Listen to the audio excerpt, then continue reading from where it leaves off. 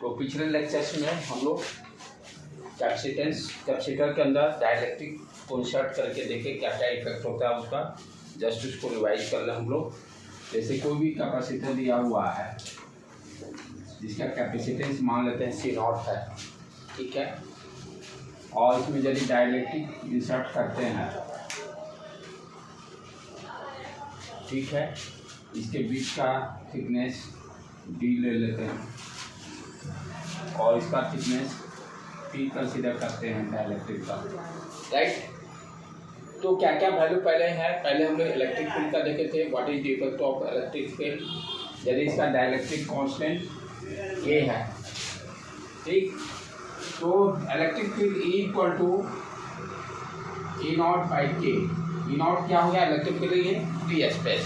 जब ये डाइलेक्ट्रिक नहीं रहता तब दोनों कैपेसिटर के बीच में जो इलेक्ट्रिक फील्ड है plus plus plus plus minus minus minus minus minus, ये E0 विदाउट डाइलेक्ट्रिक हमने क्या लगा था, electric field K times reduce होता है।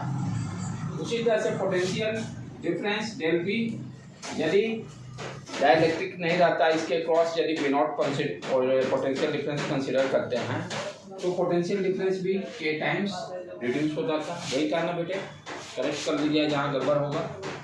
कैपेसिटेंस C ये क्या देते थे, K टाइम्स इंक्रीज करता था, कैपेसिटेंस K टाइम्स इंक्रीज करता था। यही बेसिक चीज हम लोग देखे थे। तो क्या क्या देखे, electric field K times reduce हो रहा है, potential difference K times reduce हो रहा है, कैपेसिटेंस K टाइम्स इंक्रीज हो रहा है, ठीक। अब उसके बाद यदि ये डायरेक्ट कैपेसिटर कंसीडर करते हैं, दोनों प्लेट के बीच में मान लेते हैं सेपरेशन D है और डाइलेक्ट्रिक का जो थिकनेस है T है, इसका भी हम लोग कैपेसिटेंस कैलकुलेट किए थे। क्या फॉर्मूला आया था अपना, C equal to A epsilon naught divided by, क्या था बेटा याद आ रहा है कुछ, D minus T plus T by K, यही था ना, A epsilon naught divided by D capacitor के बीच का सेपरेशन माइनस डाइलेक्ट्रिक का जो रहेगा thickness plus T0 by K। यदि एक से ज़्यादा रहता, यदि एक से ज़्यादा है, जैसे मान लो एक और एग्जाम्पल हम लोग लास्ट में किए थे, T1 मान लेते हैं थिकनेस इसका, T2 डाइलेक्ट्रिक कांस्टेंट K1, इसका डाइलेक्ट्रिक कांस्टेंट K2, और what is the capacitance A epsilon naught D minus T1 minus T2 plus T1 by K plus T2 by K, यही पढ़े थे हम लोग, राइट। इसी को आज हम लोग थोड़ा सा और एक्सटेंशन इसको बढ़ाते हैं हम लोग, ठीक है। इससे भी एक पक्का क्वेश्चन करता है डाइलेक्ट्रिक वाले से भी।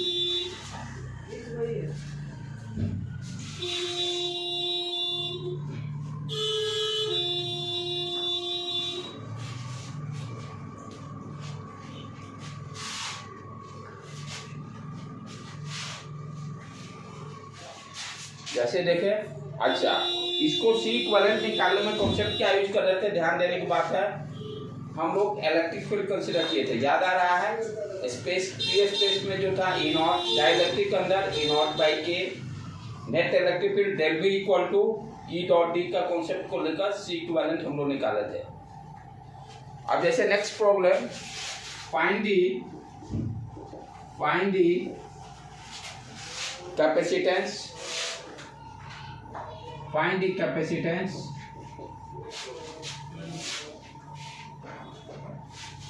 दिया हुआ ये कैपेसिटर, इसके बीच का दोनों का प्लेट के बीच में सेपरेशन D, एक डाइलेक्ट्रिक कंसीडर किया गया है,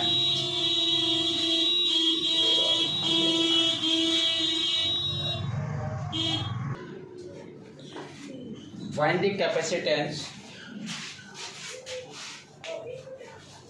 डाइलेक्ट्रिक कांस्टेंट K दिया हुआ है, थिकनेस X कंसीडर कर लेते हैं, ये मेटल कंसीडर किए हम लोग, जिसका भी थिकनेस x दिया हुआ है, राइट बेटे। और ये एप्सिलॉन नॉट कंसीडर कर, सरफेस एरिया ये epsilon not. Find the equivalent capacitance, find the equivalent capacitance. एक डाइलेक्ट्रिक है, दूसरा मेटल है। कॉन्सेप्ट क्या है? मेटल के अंदर इलेक्ट्रिक फील्ड जीरो होता है, मेटल के अंदर इलेक्ट्रिक फील्ड जीरो होता है। यहाँ पर इस फ्री से स्पेस में इलेक्ट्रिक फील्ड कितना होगा? ई नॉट। डाइलेक्ट्रिक के अंदर ई नॉट बाई के, राइट। फिर फ्री स्पेस में ई नॉट, फिर यहाँ पर इलेक्ट्रिक फील्ड जीरो, राइट। यहाँ पर electric field E naught by ये ई नॉट रह जाएगा, ठीक। लॉजिक क्या था अपना? Potential difference across this, net electric field निकाल लीजिए, मल्टीप्लाई कर दीजिए। कैसे निकाल रहे थे? डेल पी, ये इसका V1 मान लिए, इसका V2 मान लिए, और फ्री स्पेस का V3 मान लिए। तो डेल बी जो हुआ net potential difference V1 plus V2 plus V3, right. अब V1 कितना हो जाएगा? ये डाइलेक्ट्रिक वाला V equal to E D, V equal to E D. Electric field कितना है इस डाइलेक्ट्रिक के अंदर? E naught by K, thickness x multiply कर लिए, प्लस V2 का देखें, V2 equal to E dot E into X. Electric field zero है तो V2 क्या हो जाएगा? जीरो। V2 क्या हो जाएगा? जीरो। यही कॉन्सेप्ट यहाँ देखने थे। और V3 क्या हो गया? फ्री स्पेस, D में से -2x कर देंगे, यही सेपरेशन बच जाए फ्री स्पेस का। ई नॉट D माइनस 2x, इसी तरह से निकाले तो वहां भी कॉन्सेप्ट को डेवलप किए थे। अब क्या करना है? ई नॉट को कॉमन ले लो, यहाँ क्या बच गया? x बाई के, यहाँ पर D माइनस 2x। और डाइलेक्ट्रिक के कैपेसिटर के अंदर इलेक्ट्रिक फील्ड क्या होता है? Sigma upon epsilon not, sigma upon epsilon not. Sigma की जगह Q अपॉन A लिख देंगे, तो ई नॉट क्या हो जाएगा? Q upon A epsilon naught, और इधर D minus 2x plus x by K, ये डेल बी हो गया। Q equal to C B, Q equal to C B. C equivalent कितना हो जाएगा? Q upon V। यहाँ क्या करेंगे? C equivalent equal to Q upon del B, C equivalent Q upon del B. A epsilon naught D minus 2x plus x by K, वही formula आ गया। यहाँ ध्यान देने के बाद क्या था कि अब उस फॉर्मूला को कैसे यूज करेंगे, पहले इसलिए लॉजिक से मैं बताया। यदि उस फॉर्मूला को यूज करने चाहें तो कैसे करेंगे? फॉर्मूला क्या था अपना? C equivalent equal to A epsilon naught D minus T1 minus T2 plus T1 by K, K1 T2 by K2, यही फॉर्मूला था। मेटल के लिए डाइलेक्ट्रिक का वैल्यू कितना होता है? बताया था। मेटल के लिए इलेक्ट्रिक फील्ड क्या है? क्या फॉर्मूला था? E इक्वल टू डाइलेक्ट्रिक के अंदर क्या हो जा रहा है? E नॉट बाई के, E नॉट बाई के। तो क्या होगा? इलेक्ट्रिक फील्ड जीरो होगा तो K का वैल्यू इन्फिनिटी, K का वैल्यू इन्फिनिटी रखेंगे तभी तो इलेक्ट्रिक फील्ड मेटल के अंदर जीरो होगा इलेक्ट्रिक फील्ड। तो K का वैल्यू क्या हो जाएगा मेटल के लिए? इन्फिनिटी। तो यहाँ पर क्या करेंगे? K2 के जगह पर इन्फिनिटी पुट कर दो, ये टर्म पूरा जीरो, ये टर्म पूरा जीरो हो गया। ये देखो A epsilon naught D, T1 क्या है? x है, T2 क्या है? x है, x अपॉन K1, ये तो जीरो ही हो गया, जीरो तो आ गया कि नहीं होगी। लेकिन हमेशा आप लॉजिक से चलो, लॉजिक डेवलप, क्योंकि स्टार्टिंग में लॉजिक डेवलप होना जरूरी है। ये डेवलप हो तो ऑटोमेटिक हो तो आसान काम है, राइट। कि थोड़ा भी यदि प्रॉब्लम इधर उधर घुमाए तो आप आराम से उसको सॉल्व कर सको। इस प्रॉब्लम में यही ध्यान देने थे कि एक डाइलेक्ट्रिक दिया होता है, दूसरा मेटल का आपको डाइलेक्ट्रिक याद क्या कॉन्सेप्ट डेवलप रखिए। इलेक्ट्रिक फील्ड वन था, वो वन हम लोग किसका किए थे, क्या आप कहते हैं, एक मेटल था, एयर का वन हो जाता है।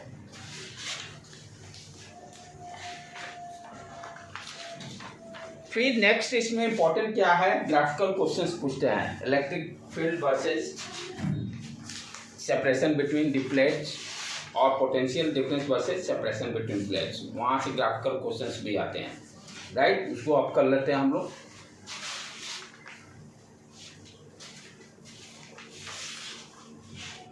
जितना क्वेश्चन कराया जा रहा है उसको आप अच्छी तरह से बना लीजिएगा। मेरा अनुमान है कि 90% तक चांसेज है सॉल्व हो जाना चाहिए क्वेश्चन, कोई भी क्वेश्चन सेट करें। हाँ, लेकिन समझ में आ जाएगा, समझ के उसको सॉल्व करने का।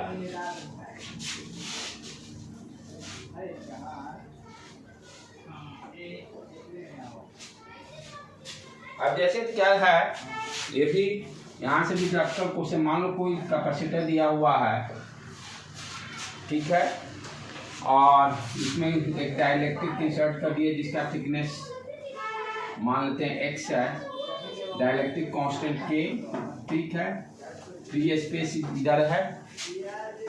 अब यहाँ पर हमें ग्राफ ड्रॉ करना है इलेक्ट्रिक फील्ड वर्सेस x क्या हो गया, यहाँ से इसको मान लेते हैं origin, x equal to 0, right. तो ये सेपरेशन या तो x0 मान लो, ये भी x0, ये भी x0, ठीक है। यानी electric field versus x axis पर x है, x क्या है, सेपरेशन बिटवीन द प्लेट। तो पहले इलेक्ट्रिक फील्ड वर्सेस x का देखते हैं ग्राफ क्या होगा, उसके बाद पोटेंशियल डिफरेंस वर्सेस दोनों प्लेट के बीच में पोटेंशियल वर्सेस x का ग्राफ देखेंगे, ठीक है। तो ये y एक्सिस पे क्या हो गया आपका इलेक्ट्रिक फील्ड और x एक्सिस पे सेपरेशन बिटवीन द प्लेट। अब ध्यान से देखो बेटे, यहाँ पर क्या क्या कोऑर्डिनेट हैं, या ये x0 दे रहा है, x0, फिर दूसरा 2x0 और फिर 3x0। इलेक्ट्रिक फील्ड कहाँ कहाँ चेंज होंगे, इस पॉइंट पर, यही दो जगह, ये इसी तरह से हम लोग भी डॉटेड लाइन से। अब यहाँ पर हम लोग जानते हैं इलेक्ट्रिक फील्ड फ्री स्पेस का है E0, डाइलेक्ट्रिक में क्या हो गया, फिर इलेक्ट्रिक फील्ड रिड्यूस कर गया, यहाँ पर भी E0। अब चले 0 से x0 के बीच में इलेक्ट्रिक फील्ड क्या है, E0 का वैल्यू असाइन कर देते हैं, ये हो गया 0 से लेकर x0। फिर x0 से x0 यानी x0 से लेकर 2x0 के बीच में इलेक्ट्रिक फील्ड क्या हो गया, k टाइम्स रिड्यूस, यानी एयर से कम हो गया, तो रिड्यूस होकर ये मान लेते हैं क्या हो गया, A0/K। फिर क्या हो गया, x0 2x0 से 3x0 के बीच में फिर electric field free space E0, फिर दोबारा उस पर अपना वापस आ गया, राइट बेटे। तो इस तरह से हम लोग electric field versus separation between the plates का ग्राफ ड्रॉ करेंगे। आप पोटेंशियल क्या देखें, पोटेंशियल डिफरेंस, इसका किसी भी केस में कर्व नहीं बनेगा, ये है नहीं, क्योंकि इलेक्ट्रिक फील्ड क्या है, कर्व नहीं ना, वैल्यू है, फिक्स वैल्यू आ जा रहा है।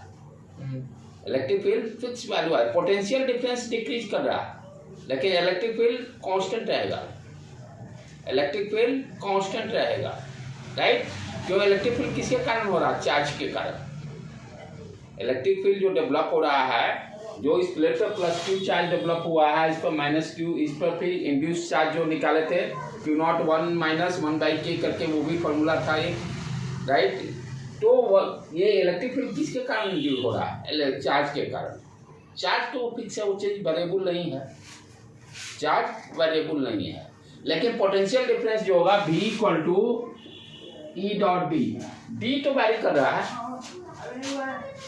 यहाँ x सम वैल्यू मान लेते 1 metre 2 metre 3 metre like that, potential difference slope में रहेगा।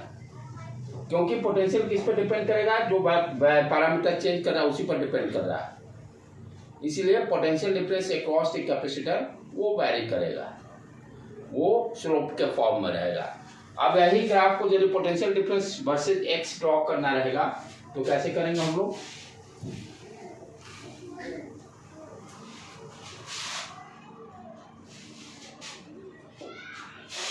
B versus x, x naught, 2x naught, 3x naught. ठीक है, पहले एक्स नॉट की देखें तो x naught V equal to क्या है, E naught into x, vary कर रहा है E naught into x. Equation किस तरह का होगा, y equal to m x,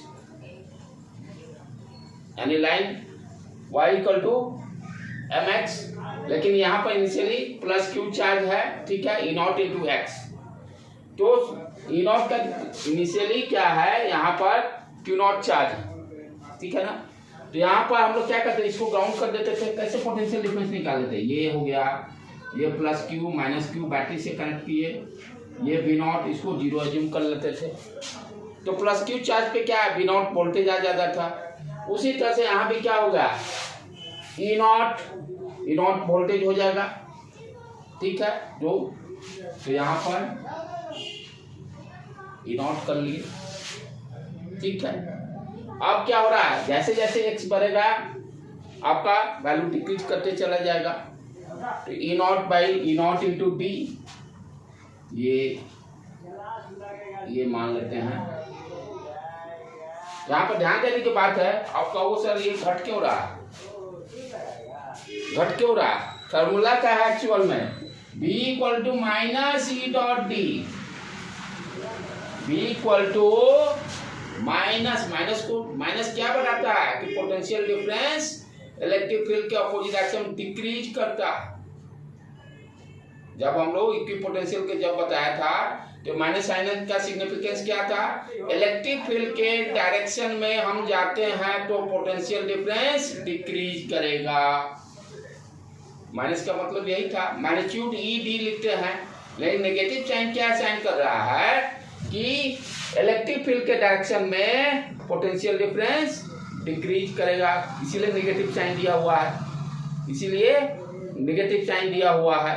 तो इलेक्ट्रिक फील्ड के डायरेक्शन में हम जाएंगे तो पोटेंशियल डिक्रीज करेगा, इसीलिए ई नॉट लिखे और यहाँ पर ई नॉट इंटू डी, ये क्योंकि माइनस साइन है ना एक्चुअल में, तो ये क्या हो जाएगा, वैल्यू इस तरह से इसका डिक्रीज करेगा, राइट। अब क्या है फिर पोटेंशियल, अब क्या इलेक्ट्रिक फील्ड रिड्यूस हो गया डाइलेक्ट्रिक के अंदर, ई नॉट बाई के, राइट। यहाँ पर शार्प होगा, यहाँ पर फिर ये दोनों को स्लोप में डिफरेंस है, इसका स्लोप ज्यादा रहेगा, θ1 θ2 कम रहेगा, क्योंकि इलेक्ट्रिक फील्ड भी डिक्रीज हो गया ना, और प्रोडक्ट क्या हो जाएगा और कम। तो ये क्या हो गया आपका ई नॉट बाई के इंटू डी, डी के जब पे यहाँ एक्स नॉट रखे तो एक्स नॉट यहाँ डाल लो बेटा, हम लोग एक्स नॉट ले आए तो एक्स नॉट, राइट। फिर उसके बाद फ्री स्पेस आ गया, फिर डिक्रीज करेगा लाइक दैट।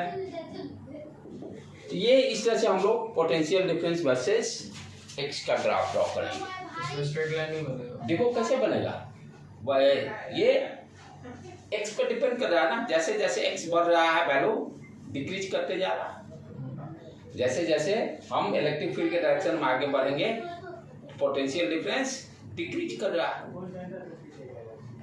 और रिलेशन क्या है, डायरेक्टली प्रोपोर्शनल टू एक्स, इसीलिए ये आपका स्लोप देखिए ना, स्ट्रेट लाइन इस तरह से कर्व आ रहा है, स्ट्रेट लाइन आ रहा है, ठीक है, क्लियर है, ओके।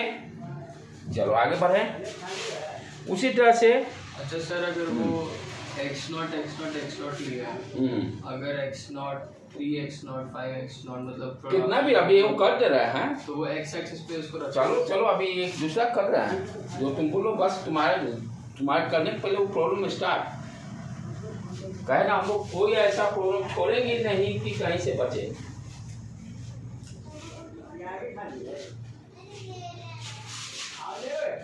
क्योंकि आप लोग के साथ साथ मैं भी सारा लेक्चर मैं भी देखता हूँ।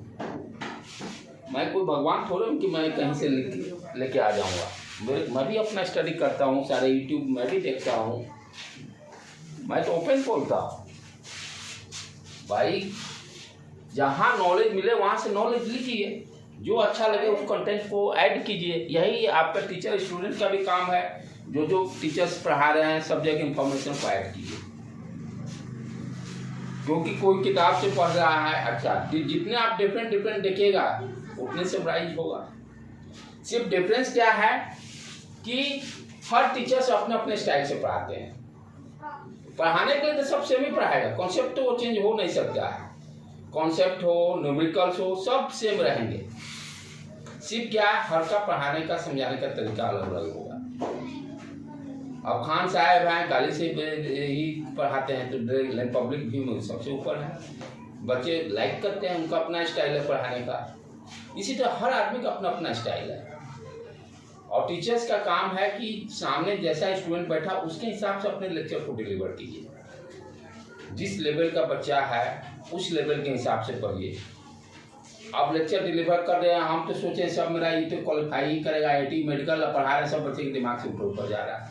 तो टीचर की जिम्मेवारी क्या होती है कि आप अपने स्टूडेंट को जज कीजिए, अंडरस्टैंड कीजिए, कहाँ तक किस लेवल से आपको डाउन होकर उसको पढ़ाना है। यही कला है, टीचिंग यही कला है। आप कहीं पढ़िए सब कंटेंट सेम पढ़ाएंगे, बस समझाने का तरीका अलग अलग। यही एक डिफरेंस मिलेगा। IIT में चल जाइएगा, IIT के प्रोफेसर और NIT में डिफरेंस क्या रहेगा। IIT के बच्चे सब हाई प्रोफाइल के बैठे हुए हैं, वहाँ professor up to mark access नहीं रहेगा तो बच्चे उसको वॉकआउट कर दे, बाहर निकाल देंगे। कि बच्चे वहाँ तो सिंपल वाले बैठे नहीं हैं। एम्स के मेडिकल का एम्स में है जो बच्चे बैठे रहेंगे, एक है स्टेट गवर्नमेंट के मेडिकल कॉलेज, दोनों में जमीन आसमान का अंतर रहेगा। वहाँ है तो प्रोफेसर थोड़ा भी लैग करेंगे तो तुरंत क्लास से बाहर कर देगा, वो भाई आप ही अपने आप बाहर हो जाइएगा। तो जैसा इन्वायरमेंट उसके हिसाब से सबको अपडेट करना पड़ेगा। चलो नेक्स्ट क्वेश्चन देखें बेटे। ये कैपेसिटर दिया हुआ है, ठीक है। अब पिछला वाला ही प्रॉब्लम को देख लें। ये डाइलेक्ट्रिक है, इसका मान लेते हैं x0। एक दूसरा मेटल कंसीडर करते हैं, मेटल, इसका भी थिकनेस x0। ये x0 सारे के बीच में x0 का गैप है, x0। इसका डाइलेक्ट्रिक K दिया हुआ है, राइट। अब आपसे क्वेश्चन पूछता है draw the electric versus x graph. Draw the आपको तो दिया रहेगा ABCD, उसमें से सेलेक्ट करना रहेगा। लेकिन जब परफेक्शन आपका अपना खुद कीजिए तो वहाँ भी टिक मार्क कीजिएगा। चले ग्राफ को ड्रॉ करें, E वर्सेस x। अब देखो पहला क्या है, x0 है, एक x0 ले लेते हैं। फिर डाइलेक्ट्रिक वाला भी थिकनेस x0 है, तो ये 2x0 हो गया। फिर फ्री स्पेस आ गया 3x0। फिर मेटल आ गया 4x0। फिर लास्ट में फिर फ्री स्पेस वाला पोर्शन आ गया 5x0। ये सारे जगह इलेक्ट्रिक फील्ड चेंजेज हो रहे हैं, ये सारे जगह इलेक्ट्रिक फील्ड चेंजेज हो रहे हैं। अब क्या करेंगे, अपने डायग्राम में हर स्पेस, हर जो सेपरेशन जहाँ जहाँ वहाँ पर इलेक्ट्रिक फील्ड को यहाँ पर डिफाइन कर लेते हैं। ये फ्री स्पेस है, E0 हो गया। यहाँ क्या होगा, E0/K हो गया। फिर A0 हो गया। फिर यहाँ पर मेटल के केस में इलेक्ट्रिक फील्ड 0, यहाँ पर फिर E0 आ गया। अब इसी चीज़ को वहाँ ड्रॉ कर देना, काम खत्म। चलो x0, ये E0 ड्रॉ कर दिए। फिर क्या हो रहा है, E0/K इलेक्ट्रिक फील्ड रिड्यूस, ये दे दिए E0/K। यहाँ पर आकर ये डॉटेड लाइन E0/K आ गया। फिर उसके बाद क्या, फिर अगेन E0, फिर आ गए ऊपर यहाँ पर ये E0। फिर उसके बाद क्या हो रहा है, इलेक्ट्रिक फील्ड 0, सीधे डाउन। ये कहाँ गया, ये आ गया नीचे। x0 पे x0, 2x0, 3x0 पे नीचे आ गया, 0 है electric field. Up to 4x0 0। उसके बाद फिर ई नॉट, फिर वापस। तो इस तरह से हम ग्राफ को ड्रॉ करेंगे। फंडा आपका बेसिक क्लियर रहेगा तो इजीली। फिजिक्स में कॉन्सेप्ट है बेटा, इसमें कोई उपाय नहीं है।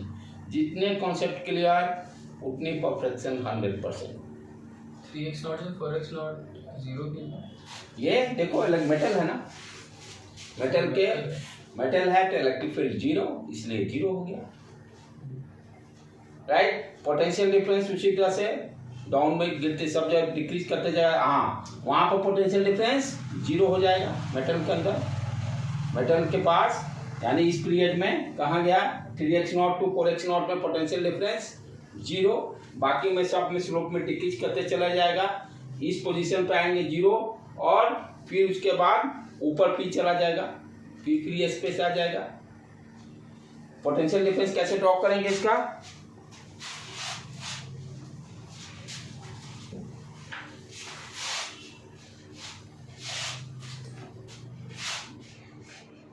V versus x, x0, 2x0, 3x0, 4x0, 5x0।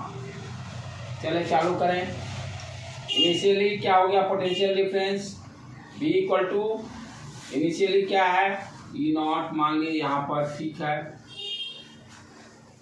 अब क्या हो गया, फिर डिक्रीज कर रहा है x0 तक, ये E0 इंटू x0 ले लीजिए यहाँ पर ड्रॉ।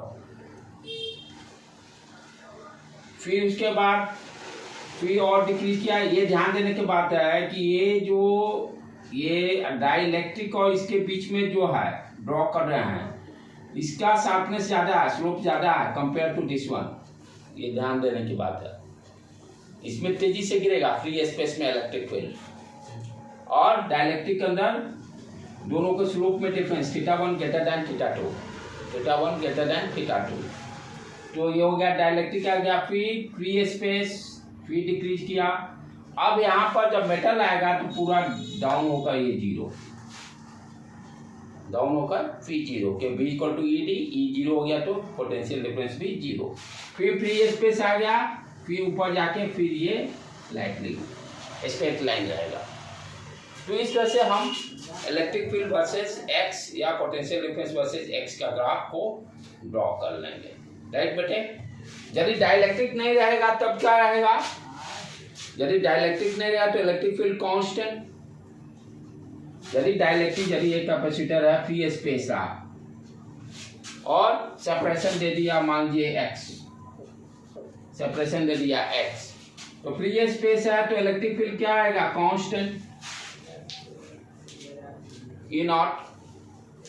जब तक x, जहां तक ये x है तो x दे देंगे, x0 ले लेते हैं, x0,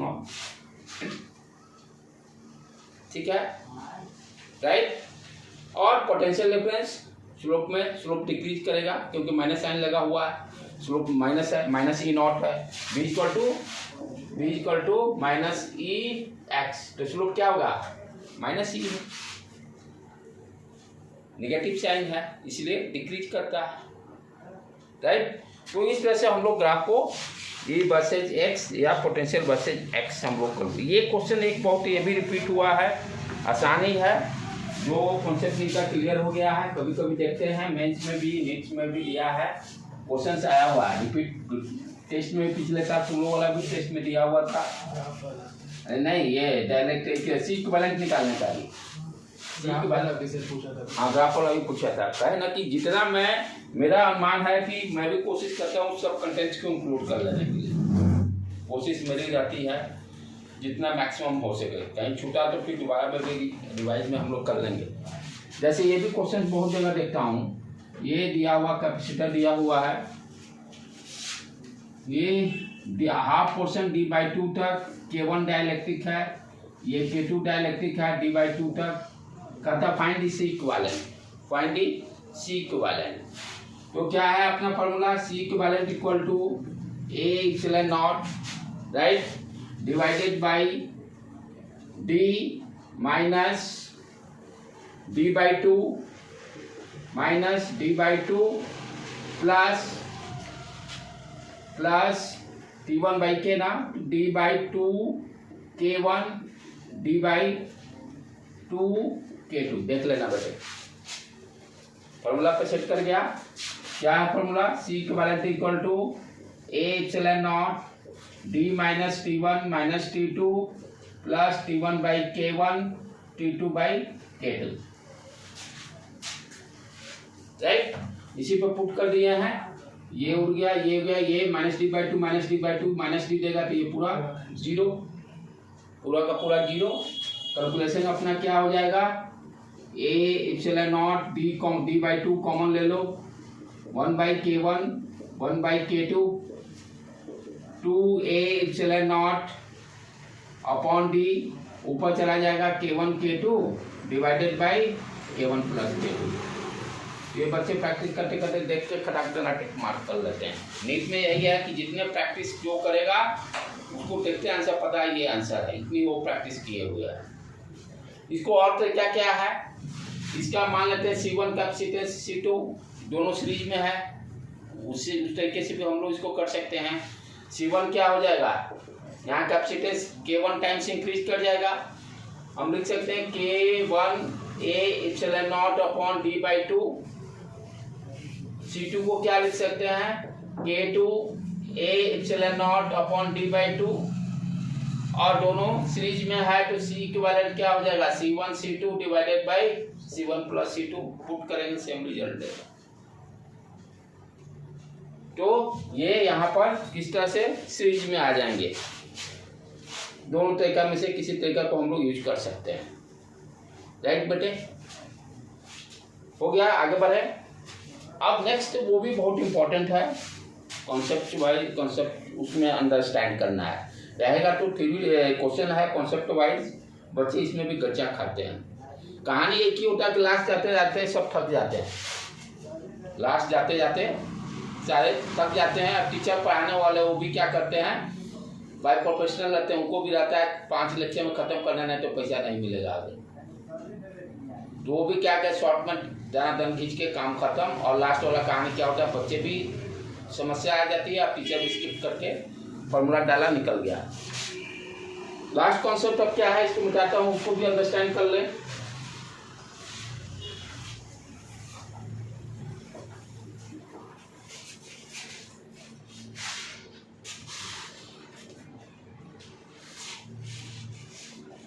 मेरा उल्टा कहानी है, या तो इंजीनियरिंग सब्जेक्ट पढ़ाता हूँ, चाहे आप लोग लास्ट जाते लास्ट और बुस्टअप में होता हूँ, क्यों मुझे पता है कि लास्ट में वो आदत बन गई है। क्योंकि लेक्चर भी, गेस्ट लेक्चर भी देने जाता हूँ NIT में या कहीं भी, तो हम लोग को टोटल मोमेंटम मेंटेन रखना पड़ता है लास्ट तक। क्योंकि मेरे सामने जो बैठे हुए हैं, मेरे से सारे सीनियर्स बैठे हुए हैं, सारे सीनियर्स बैठे हुए हैं, नॉलेज में भी मेरे से ज़्यादा बैठे हुए हैं। क्योंकि हम लोग जनरली गेस्ट लेक्चर मेरा आता है टीचर्स को ट्रेन करना, इंजीनियरिंग कॉलेज का, वो शुरू से आप समझिए, आप यू कांट बिलीव इट।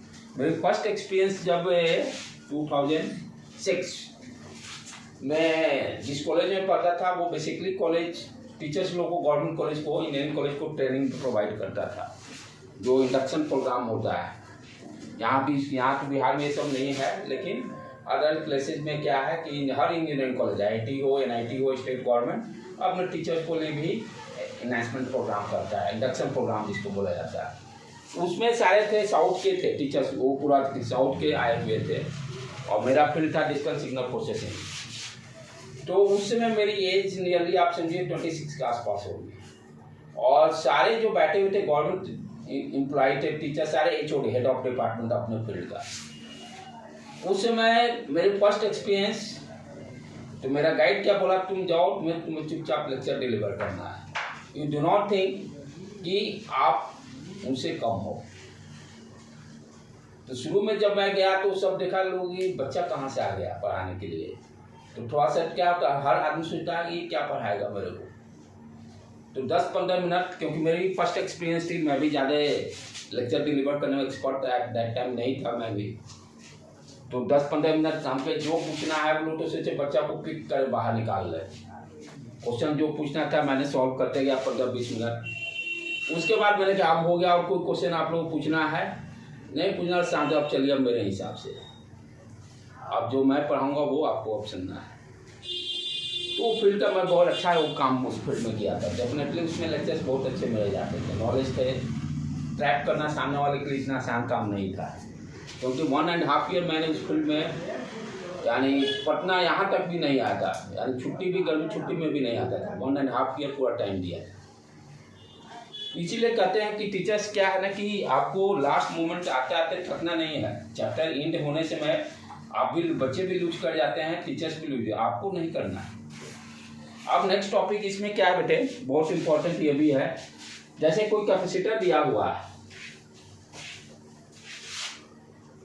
और ये बैटरी से कनेक्टेड है, तो होता क्या है इनिशियली कॉन्सेप्ट, जब बैटरी से नहीं कनेक्ट करते हैं, सिंपल कैपेसिटर रहता है, उस पर कोई चार्ज नहीं रहता है। इनिशियली आप मार्केट से जो भी कैपेसिटर खरीद के आओ, इसी तरह सिलेंडर टाइप से दिखाई देगा। तो जब तक आप बैटरी से इसको कनेक्ट नहीं करोगे, बैटरी का नहीं, सेल हम लोग बेस्ट वे सेल का है तो बेस्ट है। जब तक कनेक्ट नहीं करते हैं तो कोई काम, जैसे रेजिस्टेंस कोई काम नहीं का चीज नहीं है। जब तक उसको सप्लाई वोल्टेज नहीं मिलेगा तो करंट उसमें फ्लो होगा नहीं। तो रेजिस्टेंस कैपेसिटेंस में डिफरेंस ये है कि वहाँ करंट फ्लो होता था, यहाँ पर चार्ज का मामला, चार्ज जाकर प्लेट पे स्टोर होता है। तो जैसे ही हम इसको सेल से कनेक्ट करते हैं, क्या होता है, थोड़ा टाइम लगता है, धीरे धीरे चार्ज उस पर आने, एक ही बार नहीं आएगा, हाँ, लेकिन फास्ट टाइम है। तो इस पर क्या होता है, चार्ज मान लेते हैं Q0 आ गया, ठीक है, और इस प्लेट पे नेगेटिव है तो माइनस Q0। टेक्स टाइम लगता है, तुरंत नहीं, वेरी स्मॉल टाइम, यानी इसी को बोलते हैं चार्जिंग। आपको कहते हैं ना बैटरी चार्ज करना है, चार्जिंग प्रोसेस, तो कैपेसिटर को इसी तरह से चार्ज किया, उसको बोलते हैं चार्जिंग, राइट। लेकिन अब यहाँ पर क्या होता है, जैसे ही आप हटा दोगे बैटरी को, तो खासियत कैपेसिटर की क्या है कि चार्ज वहीं का वहीं मेंटेन रहता है, that is quality of capacitor. जैसे Q0 चार्ज पूरा कंप्लीट हो गया, इस सेल को फिर डिस्कनेक्ट कर देते हैं तो चार्ज वो कांस्टेंट रहेगा ऑलवेज। ये कैपेसिटर की सबसे प्लस पॉइंट है। क्या प्लस पॉइंट है, Q0 is constant, Q0 constant रहता है बिफोर बैटरी, जब सेल लगाए हुए हैं या सेल हटाने के बाद भी ये Q0 रहेगा ही, चार्ज कांस्टेंट रहता है रिमूव करने के बाद भी। ये यही कैपेसिटर का खासियत है। ये अब कहिए सर डिस्चार्ज कब होगा, हम लोग अल्टरनेटिंग करंट में वहां पड़े थे, जब इसमें रेजिस्टेंस लगा देंगे तब डिस्चार्ज होगा। आरसी सर्किट किसका, नहीं नहीं नहीं नहीं, कोई नहीं, सेल का होगा, सेल का होगा, राइट। तो इसमें क्या है कि हम लोग क्या कॉन्सेप्ट सीख रहे हैं, जब सेल को इस कैपेसिटर से कनेक्ट किए तो क्या हो गया, कैपेसिटर चार्ज हुआ, कैपेसिटर चार्ज हो गया। चार्ज जब कंप्लीट हो गया, एज्यूम कर लिए कि मैक्सिमम चार्ज Q0 हो गया, और वही कितना हुआ था, Q इक्वल टू सी भी, Q इक्वल टू कितना चार्ज होगा, C इंटू V, जो कैपेसिटेंस का वैल्यू होगा, और जो यहाँ सप्लाई वोल्टेज अप्लाई करेंगे 5 वोल्ट 10 वोल्ट जो अप्लाई कीजिए। हाँ, जैसे ही सेल हटाएंगे तो ये चार्ज कांस्टेंट रहेगा, वो चेंज नहीं करेगा। Q0 है तो Q0, यही कैपेसिटर की खासियत है, ठीक है। तो यहाँ तो हम लोग क्या सीखने जा रहे हैं कि कैपेसिटर के अंदर पहला, यदि कोई डाइलेक्ट्रिक इंटर कर देते हैं तो डाइलेक्ट्रिक इंटर करने से पहले कैपेसिटेंस का वैल्यू क्या रहता है। पहला स्टेज, कैपेसिटर को बैटरी से कनेक्ट किए, चार्ज देखे कितना होगा, इसका कैपेसिटेंस कितना होगा, पोटेंशियल डिफरेंस कितना होगा, यानी विदाउट इंसर्टिंग डाइलेक्ट्रिक। उसके बाद ये क्या कर रहे हैं, इस बैटरी को सेल को हटा दिए, सेल को डिस्कनेक्ट कर दिए। डिस्कनेक्ट के बाद एक ही चीज हम जानते हैं, कैपेसिटेंस का ये Q0 कांस्टेंट रहेगा। हटाने के बाद डाइलेक्ट्रिक को इंटर करते हैं, धीरे से इंसर्ट करते हैं, तब हम देखेंगे डाइलेक्ट्रिक इंटर करने के बाद पोटेंशियल डिफरेंस क्या होगा, इलेक्ट्रिक फील्ड क्या होगा, राइट, और चार्ज क्या होगा, कैपेसिटेंस क्या होगा, एनर्जी क्या होगा, ये सारा पैरामीटर को देखेंगे हम लोग। राइट। इसको आज यहीं रहने देते हैं, कल प्रेस में करेंगे, क्या कि इसमें टाइम लगेगा, ठीक है। पोटेंशियल और इलेक्ट्रिक फील्ड तो पता ही है। क्यों, इसको इनिशियली मान लेंगे ना, डी सेपरेशन है, डी सेपरेशन है, तो इसको एज्यूम कर लेंगे कि इस टाइम पे जैसे डिस्कनेक्ट करने पहले ई नॉट हो गया potential difference, V naught electric field A naught हो गया, कैपेसिटेंस सी नॉट, ये इनिशियली एज्यूम कर लेंगे बिफोर डाइलेक्ट्रिक इंसर्ट करने के बाद। अब डाइलेक्ट्रिक डालने पे हम लोग क्या जानते हैं, के times dielectric electric field reduce होता है, के टाइम्स पोटेंशियल डिफरेंस रिड्यूस होता है, के टाइम्स कैपेसिटेंस इंक्रीज करता है, ये तो ऑलरेडी जानते हैं, बस डाटा को फिल करना है।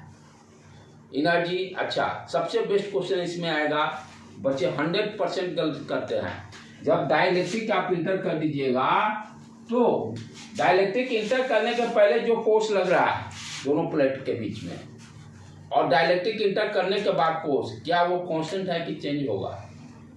बच्चे गलती करते हैं कि इलेक्ट्रिक फील्ड के टाइम्स रिड्यूस करता है, एफ इक्वल टू क्यू लगाएंगे, कहते हैं फोर्स रिड्यूस होगा, ये कल को देखेंगे कांस्टेंट रहेगा। ये दोनों प्लेट को जो अट्रैक्ट करेगा, डाइलेक्ट्रिक का एक कॉन्सेप्ट है ना, क्यों इंसर्ट करते हैं, दोनों प्लेट नहीं रखेंगे तो चिपक जाएंगे, नहीं करेंगे तो चिपक जाएंगे, इसीलिए डाइलेक्ट्रिक को इंसर्ट करते हैं हम लोग कि दोनों प्लेट का सेपरेशन मेंटेन रहे। ये 5-6 जो पैरामीटर है इसको कल करेंगे, और कल ये एक दिन चाहे एक दिन और 2 दिन इस वीक में इसको खत्म कंप्लीट है। ऐसे तो ऑलमोस्ट कंप्लीट है, लेकिन मैं चाह रहा हूँ लास्ट और जो भी बचा है उसको छोड़ने का नहीं है, अदरवाइज देखा जाए तो कंप्लीट स्टेज में, ठीक है।